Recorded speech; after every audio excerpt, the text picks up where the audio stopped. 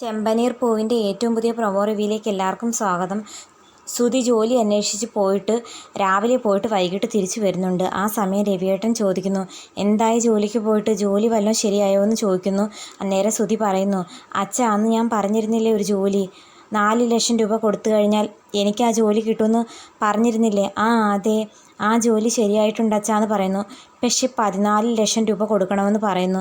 ആ സമയം സച്ചിയും രേവതിയും ചന്ദ്രമതിയെ കാണാനായിട്ട് അങ്ങോട്ടേക്ക് വരുന്നു. അന്നേരം ചന്ദ്രമതിയും കോണിപ്പടി ഇറങ്ങി താഴേക്ക് വരുന്നുണ്ട്. എന്നിട്ട് സുധിയെ കണ്ട് സുധിയോട് ചോദിക്കുന്നുണ്ട്, മോനെ ജോലി വല്ലതും ശരിയായോ എന്ന്.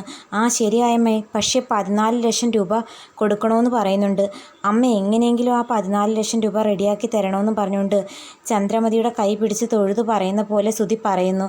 ഇത് കേട്ടതോടെ ചന്ദ്രമതി ആകെ ദേഷ്യപ്പെട്ട് കൈവിട്ടിട്ട് പറയുന്നു, ഞങ്ങൾക്കുള്ളതെല്ലാം തന്നിട്ട് ഞങ്ങളിനി തെരുവിലേക്ക് ഇറങ്ങണോടാ എന്ന് ചോദിച്ച് ദേഷ്യപ്പെടുന്നുണ്ട്. ഇത് കണ്ടതോടെ സച്ചിയും രേവതിയും ഭയങ്കരമായിട്ട് ചിരിക്കുന്നുണ്ട്.